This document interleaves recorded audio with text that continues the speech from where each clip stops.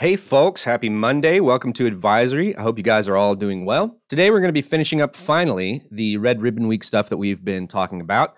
And I'm going to, in this video, answer the questions that you asked over the forum, and I'm going to show you some of my interview with Nurse Wolf about some of the more medical side of drugs, and particularly fentanyl. So we'll get to that in a minute. Before we do, I want to make sure that you are aware of a couple of things. First is that we are not having school tomorrow, so please do not come to school tomorrow. It is a voting day. If you are over 18 and registered to vote, make sure that you do so. Local elections are just as important, sometimes more important than big elections. But do not come to school as there will be no class. Also, when we get back on November 8th and 9th, on Wednesday and Thursday, there might be something different with your classes. We are doing a TSI test, which some of you are going to be participating in, and some of you may not be participating in it, but your class may be displaced. And so before you leave today, make sure that you go to this link and check to see if you are taking a test or if you are displaced into a different classroom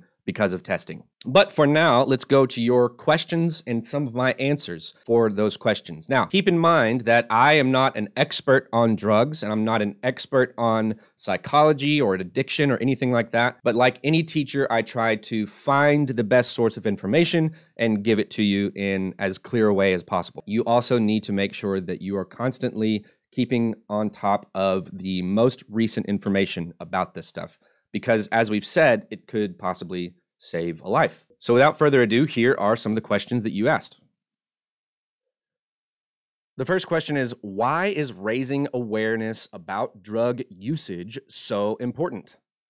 That's a good question. Why are we doing this at all? Why do we spend time talking to you about it? Why do we have it every year? And I think raising awareness, at least from advisory or from adults, is important because I think that a lot of times we get information from a ton of different places. And so raising awareness in a way that helps you be smart and safe is really what it's all about for me. Because otherwise, you just get the information from random places on the internet or your friends, and sometimes that is not the most reliable source of information. So my goal with this week, and what I think the ultimate goal of Red Ribbon Week is to give you the facts and give you the information that you need to be smart and be safe. The next question, why do people feel the only way to get away from reality is to do drugs? Why don't they stop when they know it may cause problems? You know, this first one is tough. There are lots of different answers to this question of why people feel like, one, that they need to get away from reality, and two, that the only way to do that or the only way to escape the harder parts of reality is to do drugs. Maybe someone, that's all they know. That's all that they know, or they watched the adults in their life or other people that they look up to in their life do drugs, or they've seen it glorified as the way to escape from reality, and so they latch on to that without thinking about other more healthy ways. Also, I would say while it's good to escape from reality, or at least take breaks from reality with things like video games or small other... And while I think that to get away from reality is not the worst thing all the time, if you get away from reality and stay away from reality, meaning that you're always doing whatever it is that helps you escape from reality, then you're not existing in reality. You're avoiding life, and life sometimes can be hard not to try to avoid. So there are lots of ways why people use drugs specifically to get away from reality. Just like we talked with Miss Hill the other day about healthy and unhealthy coping skills, it is healthier to focus on the other coping skills that don't give you the problems and dependencies that drugs might give you. And as far as this second part of the question goes, the why don't they stop when they know it may cause problems, that is a question for all people. We all do some things that might cause us problems. I'm almost 32 years old and I love Wendy's. All right, I love the taste of Wendy's. I love how they make their burgers. I love the fries. I love it all. But as a 32-year-old, if I only eat Wendy's all the time, then it's going to cause me problems. And I know that, but sometimes it's really hard to withstand the temptation to go to Wendy's. And maybe you have something like that in your life as well. Maybe it's a drug, but maybe it's something else that is consuming your life and causing some sort of problems. And so it really is just an internal thing where you have to sit and think, is this thing that I am doing helping me, or is this thing that I am doing hurting me? And that comes with drugs, and that also comes with video games, with food, with all sorts of things that we enjoy. But my encouragement to those folks would be to not shy away from reality, to deal with reality in a real way, because the life that is offered by drugs or these other things that we consume ourselves with is not real life. And the problems from reality will still be there after you come down off of whatever drug you're using to escape reality. Next question. Do you see the cartel members as the ones in the wrong? The members who were raised with that life and work with them to survive? And I was really taken with this question. Whoever asked this is a very thoughtful person, and so I'm going to try to give as thoughtful of a reaction as I can.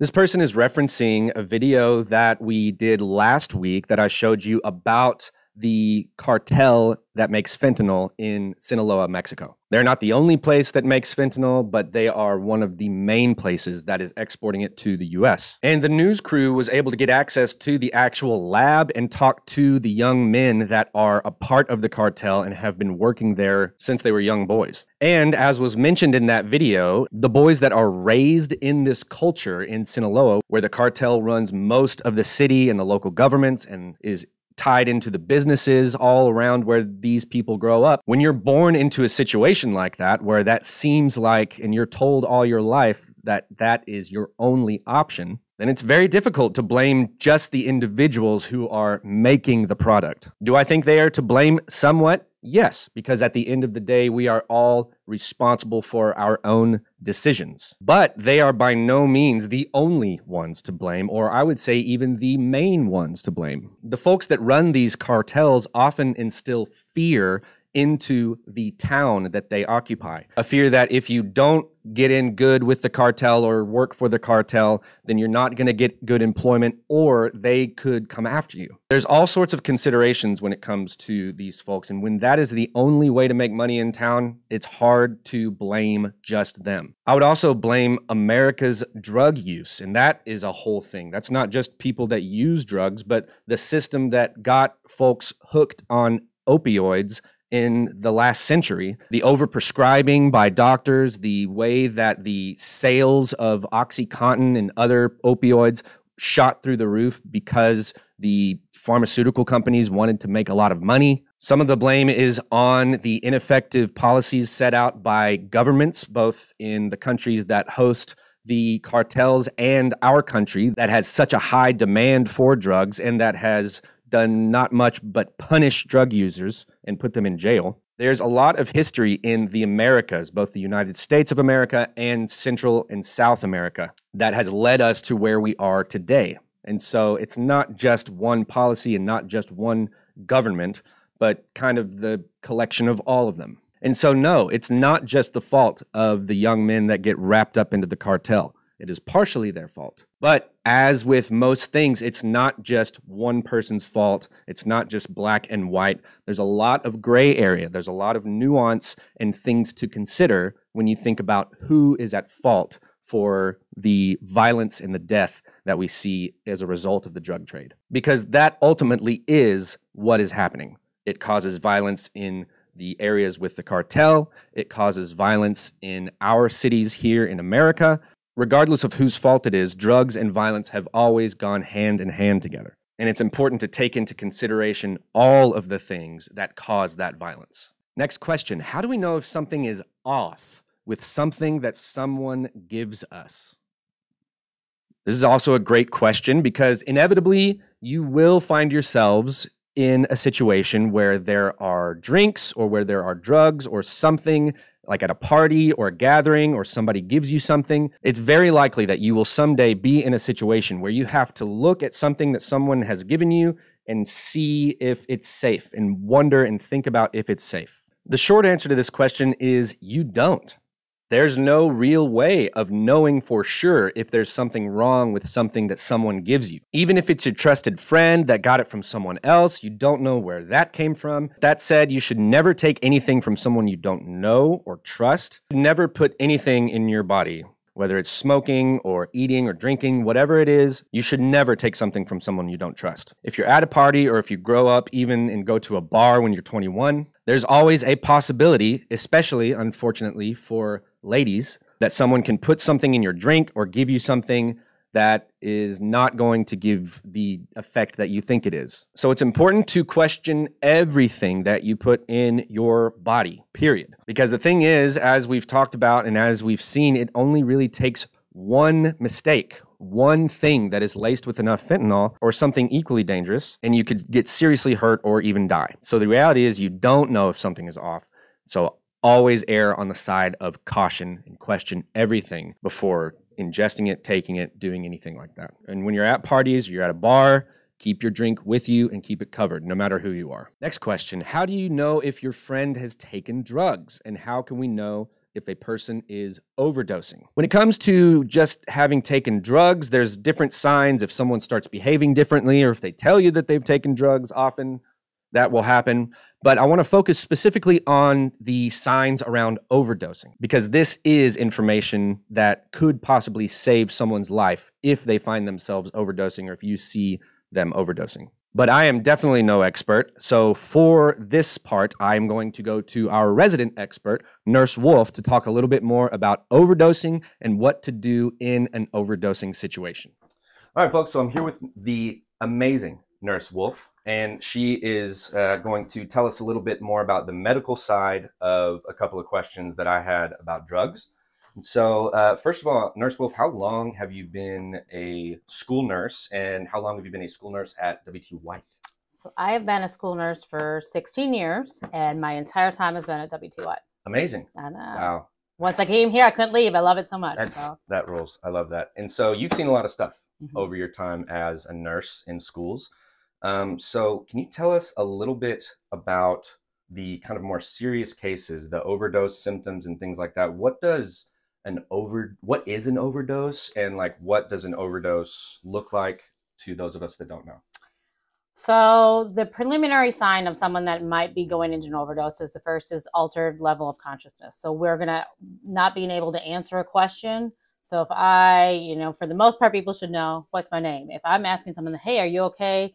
And they can't respond to me, and I'm what's your name? They can't answer what's her name, what's the date, where are you? Those are symptoms that something might be going on to the point where they might on the start of an overdose. So for an overdose, the first thing that we're going to look for is they're probably going to be passed out, and we're going to shake them, and they're not going to be able to wake up at all. Like I'm shaking them. Someone's sleeping, you should be able to, they shake up, will arouse a little bit. But I'm shaking them and they're not waking up, then I'm going to be concerned. So you'll see people on TVs, you'll see actual paramedics and stuff. We do what's called a sternal rub. So we take and we rub right here. And this hurts. There is no fat here. There's no any kind of tissues. So when you do this, it is painful. If I do this and they don't wake up, I'm really concerned. So at that point, that is our first sign of an overdose.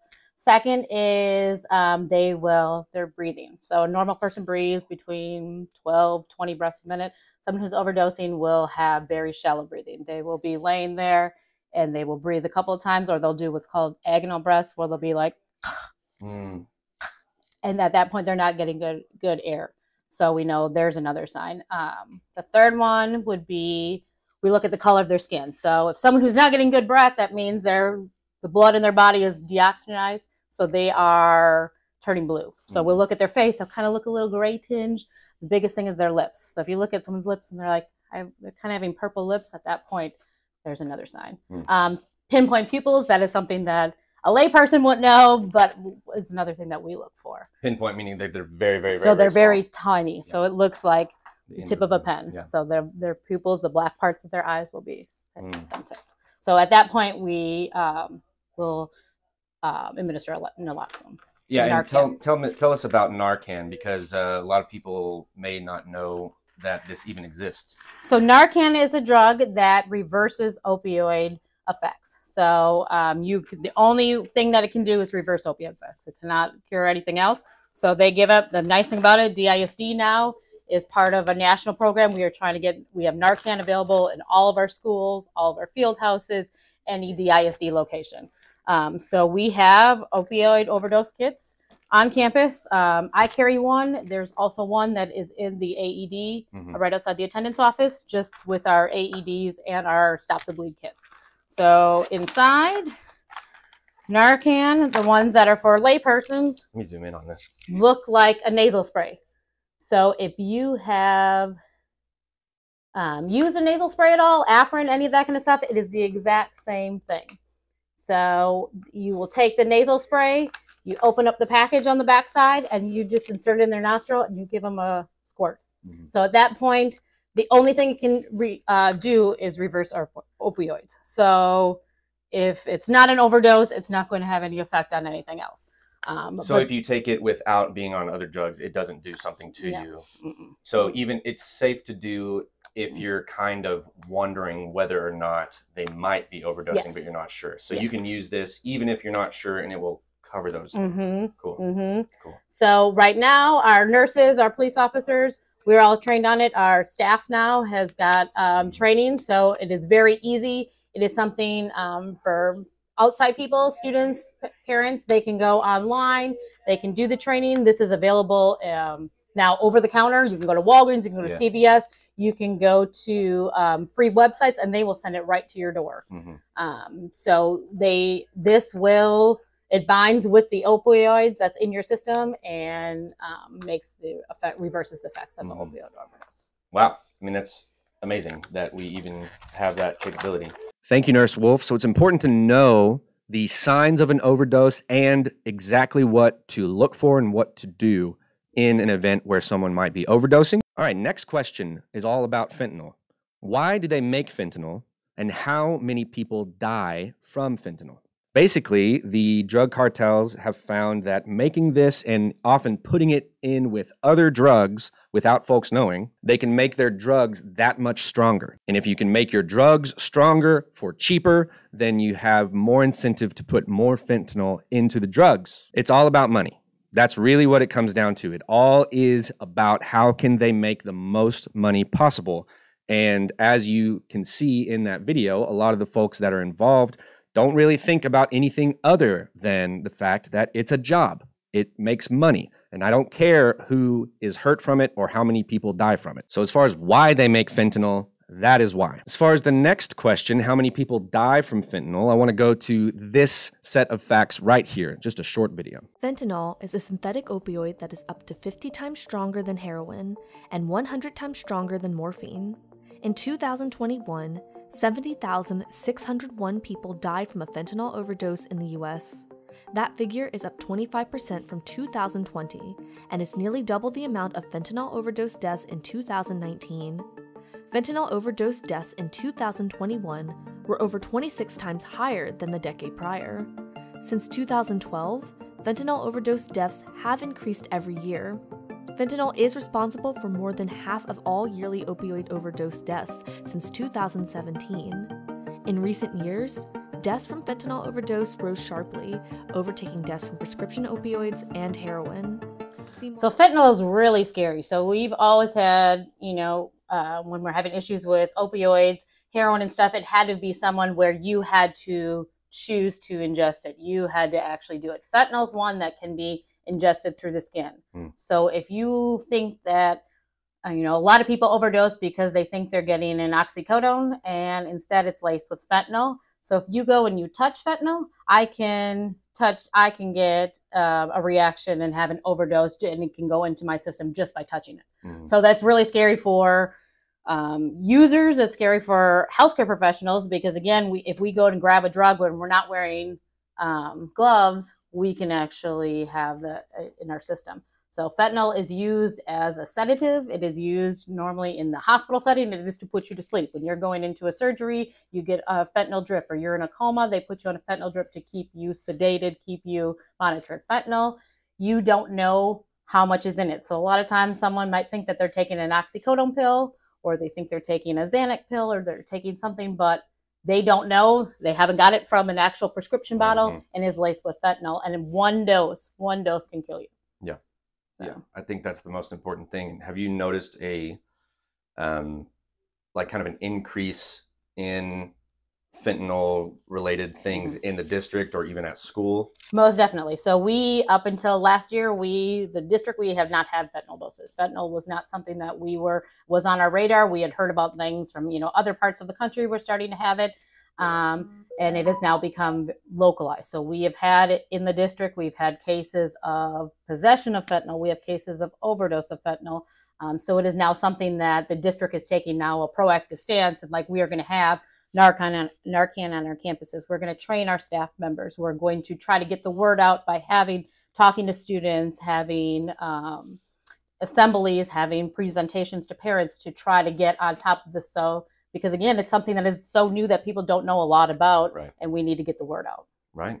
All right. Thank you once again to Nurse Wolf. And so the important takeaways here are that fentanyl is a relatively new thing, which is why you hear so much about it from us, which is why you hear more and more about it every year, is because if you look at the data, it has spiked dramatically from 2013 all the way up to 2021. This is a new and unknown and scary thing. Most of these deaths, as it says, are from fentanyl, and most of those deaths were accidental overdoses because the person thought that they were taking one drug and instead it had fentanyl in it.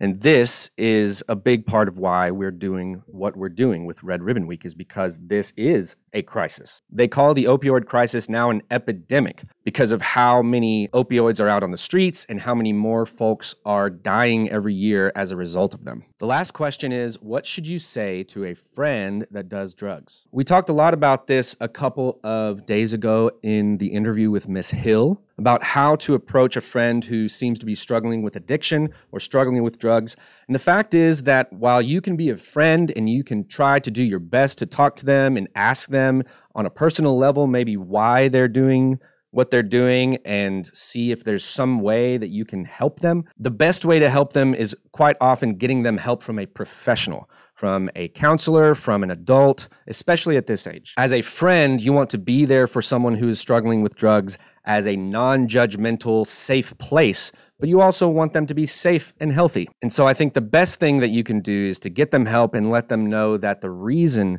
that you want to get them help is because you care about them and you care about their safety. Oftentimes, if someone is struggling with addiction or doing some drugs, just knowing that someone is there as a friend can go a long way. And folks, that has been our Red Ribbon Week. But I want to leave you with these considerations. I know we've talked about a lot of specifics, but these are the big three things that I want you to take away from what we've talked about in Red Ribbon Week. And that is, number one, be smart. All right, it goes back to being careful with what you put in your body, not trusting certain things that you don't know where they came from, having the information about fentanyl, about opioids, about drug use, about the different things that different drugs do to your body. That is what being smart is. If you go into doing drugs or some sort of drug situation without this knowledge, the risk of you getting hurt or even killed goes up dramatically. So before you get involved with anything, think and be smart and be intentional with what you're doing. Number two is be safe. This has everything to do with being careful with where you're getting things that you take, how you're taking them, what you're doing, how often you're taking them. Being safe also involves not getting behind the wheel when you are in any way inebriated on drugs or alcohol. Being safe means thinking about not only your own safety, but the safety of those around you. And number three, think about the future. Somebody asked earlier why people use drugs to get away from reality, and another answer to that question is immediate gratification, meaning that someone that takes drugs knows that they will get a good feeling right now out of that drug that they are taking. If we get used to taking drugs as a coping mechanism, then oftentimes that immediate gratification that we feel is what we go after more and more and more and more. So when you're deciding to do or not do something, try to think about more than just what you're feeling right now. Think about what is beyond the present moment and how what is happening now may affect your life in the future. All right, folks, and that officially wraps up Red Ribbon Week for us. If you need any further resources, I'm going to work on getting some of those up on the advisory website, especially if you need to talk to Miss Pott or Miss Hill. There are ways to do that, as well as some hotlines that you can call if you or someone you know is struggling with opioid addiction or other things related to drugs. That will be up on the advisory tab of the website soon. I want to also thank your student council for coming up with the ideas that inspired a lot of what we did in advisory this week. They were the ones who first said that instead of only dressing up and just kind of doing the regular Red Ribbon Week stuff that we want to know about Red Ribbon Week and want to offer as good of information as possible. And so thank you to the Student Council. Good job to you for electing them. And to finish up, here are a couple of fun little sketches that they put together just for y'all. Be good to yourself and others, and we will see you on Wednesday. Hi. Who is it? It's carol singers.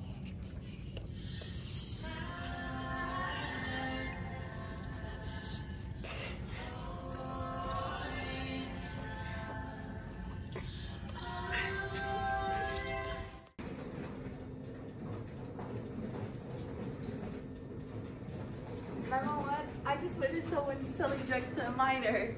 And this is what would you do? You did the right thing.